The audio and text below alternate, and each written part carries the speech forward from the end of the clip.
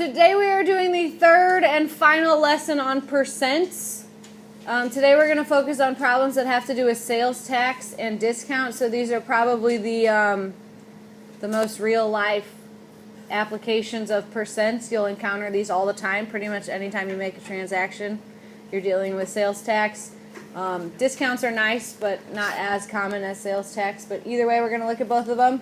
You are doing a review tomorrow, and then we have a mini quiz on Friday. So just a quick review. We start every percent problem with this proportion. The 100 is locked in. What are the other spots for? The part. Where's the part go? Up top. Okay, the part. We also call this our is number. All right, what else? Of, or we also call it the whole. Good. You could also think of it as the original today. The original price is considered the whole. And then what goes in the upper right? The percent. Good. Every single problem is going to start with a proportion that looks like this.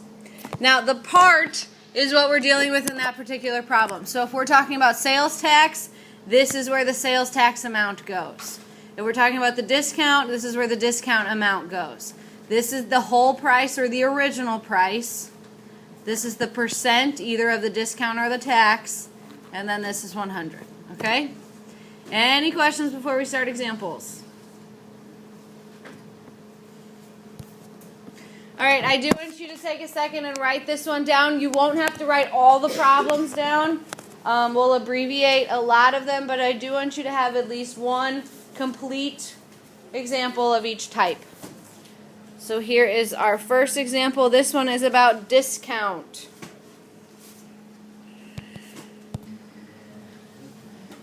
So as you're writing this in your notes, pay attention to what they're actually asking us for. This says an electronics store is having a sale on TVs. If there is a 15% discount, how much money will you save? So we're asked how much money will you save if you want to buy an $850 TV.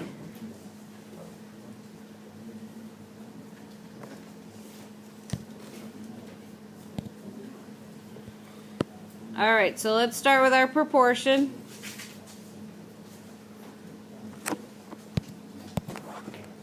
What are some numbers that we know? 15, where's the 15 go? Above the 100. Our percent always goes above the 100. Now, is the 850 the original price of the TV? Or is it the amount that you're going to save on the TV? The original price. The original price is like the whole before the discount. So that goes on the bottom. And then my variable goes on the top. Now, this number is going to represent the discount amount, or the amount of money you're going to save. So let's find it by cross multiplying. That's 100x equals, what's 850 times 15? What is it? 12,750. Okay. Divide that by 100.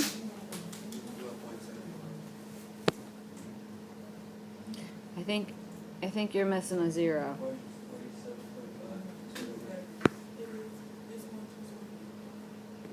I think, yeah, the decimal goes right there.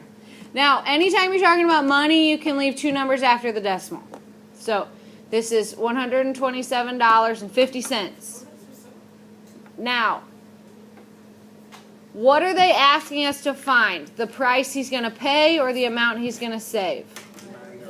The amount he's going to save. This gives you the amount he's going to save. So we're actually done on this problem. We are just asked to find the 15% that he's going to save. So we're done. What if it would have said instead, how much is he going to pay for the TV? What would we have to do next? Subtract. Discount amounts come off the price. It's money that you don't have to pay. So if it asks you, like, what is he going to pay for this TV, you have to do a little bit more. You have to subtract the discount from the original. But if they just ask how much money you're going to save or what's the amount of the discount, you're done after this step. What are your questions?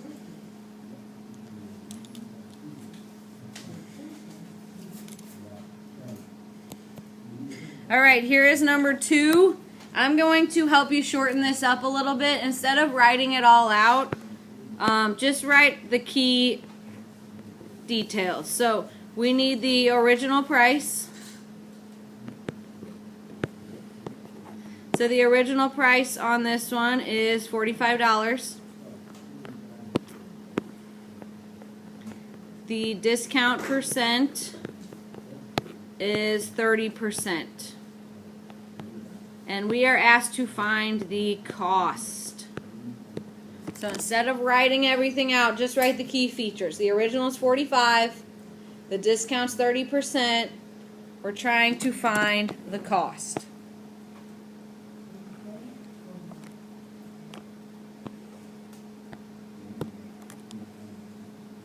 What are your thoughts?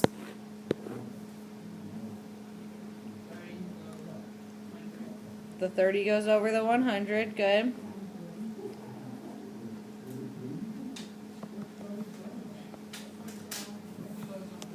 The 45 goes on the bottom, and then here's our variable. Alright, from here we can cross multiply, so that's going to be 100x equals, what's 45 times 30? What is it?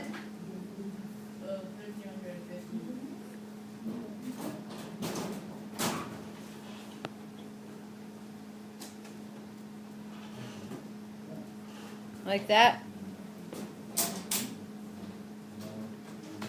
Okay, and then you divide both sides by 100. So we get 13.5. Since I'm talking about money, I'm going to put an extra 0 on there. So it's $13.50. Is that what they asked me to find? No, that's the amount I'm going to save, or the discount amount. They actually want to know what the cost for this shirt is going to be. So what do I need to do? Subtract. So we start with the original. We subtract the discount.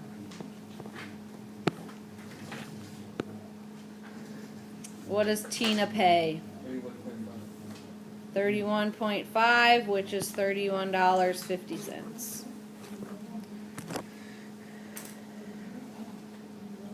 Raise your hand if you have questions on this.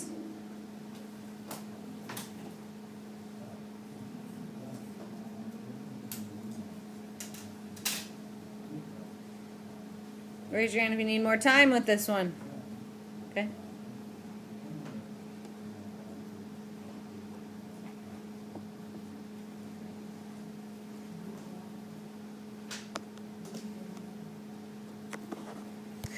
Alright, here's the last problem where we're going to look at discount, then we're going to switch gears and go to sales tax. Alright, so again, let's just abbreviate it and put the important information. This person paid $94.25 for something that had an original price of $145. We're asked to find the discount.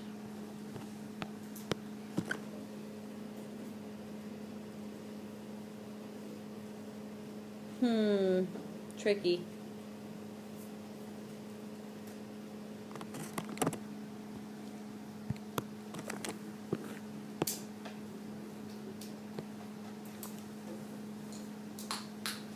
Well, I'm looking for the percent, right? So I know my variable is going to go above the 100. Now, the bottom number represents the whole price or the original price before any sort of discount happened. So what goes down here? 145. Now, the tricky part is, what do we put on the top? This number represents how much you get off of the cost, right? This is the discount amount. Do we know how much she got off of the price? Not yet. How can I find that? Yeah, you need to subtract. You start with the original. You figure out how much she got off the price.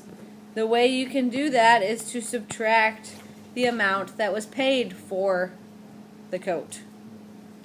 What does that give you?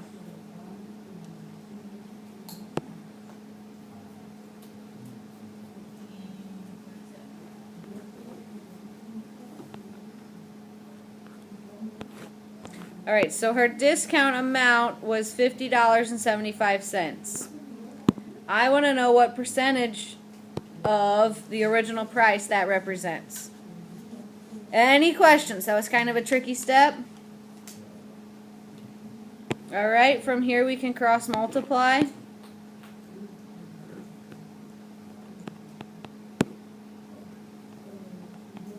And we can divide to get the x by itself.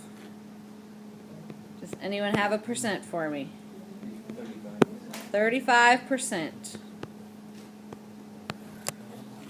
Very good. Now you could actually double check that. You could write another proportion with this as the percent, 45 as the original, and then see what discount amount you get and subtract it from the original and see if you end up back where you started with what he paid for it. It's up to you. I always like to check my work. It just makes me feel good. Any questions before we switch gears to sales tax? Sales tax is a little less fun to think about. It's more money out of your pocket. Alright, here's our first example for sales tax. I want you to write down this entire problem. Like I said, I want you to have one complete example of each type, so I'll give you a couple minutes to write here. And again, pay attention to what we're being asked. How much sales tax? So we're not asked for the total price, just what's the amount of sales tax you're going to pay. So this one's actually a little easier than some of the other ones.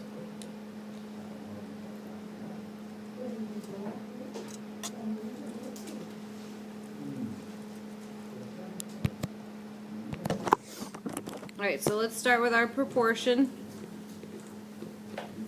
What numbers go where? 7 goes above the 100. Good.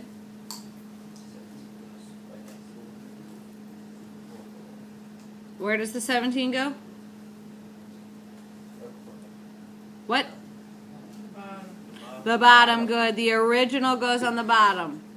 Or the whole price before you do any adding or subtracting. So that means the x goes on top. Alright, from here I can cross multiply, so I have 100x equals, what is 17 times 7?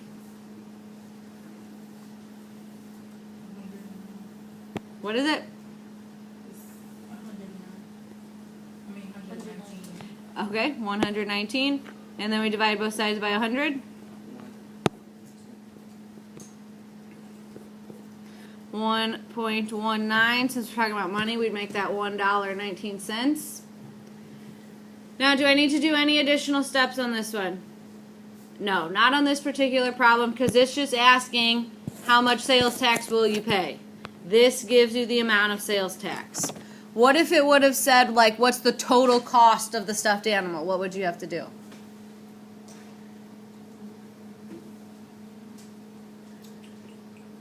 Is sales tax added to the price, subtracted from the price? Sales tax, they take it off the price?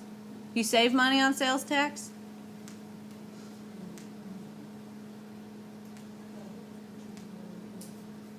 When you go to the store and you pay sales tax, do you pay more than the price or less than the price? The price goes up, right? So if they ask you how much you're going to pay with this sales tax calculated in, you have to add it to the price. But in this one, they're just asking for the amount of sales tax, so we're done. Questions? All right, we're going to look at one more for sales tax, and then I'm going to let you guys have a little bit of time on your homework. All right, so this one we're talking about Drake wants a shirt. The original price. So again, you can just write down the important information. The original price is $34.99. The sales tax is 6.85%. And I'm asking, how much will this person have to pay?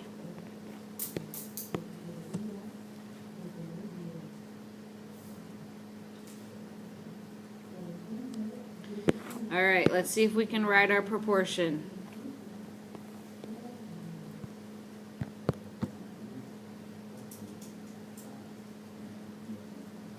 Let's start assigning positions.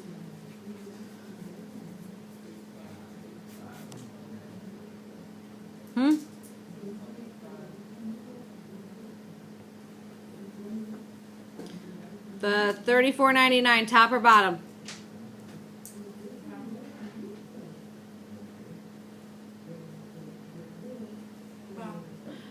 Yeah, it goes on the bottom. The original we think of as like the whole price before anything happens.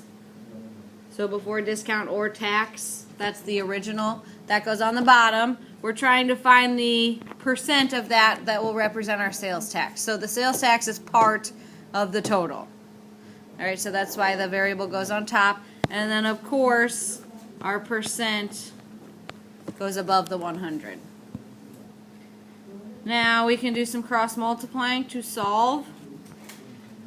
So I get 100x equals, someone's going to need to help me out on this one. It was 238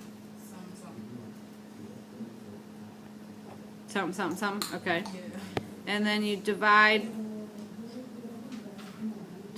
by 100 to get the x by itself.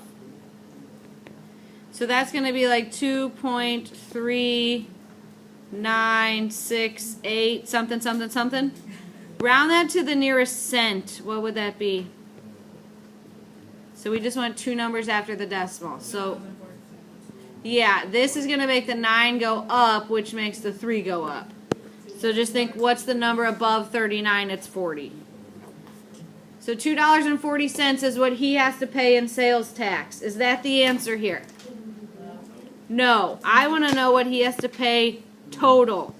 So my final step is to do what? Add them. The original price plus the sales tax gives me what?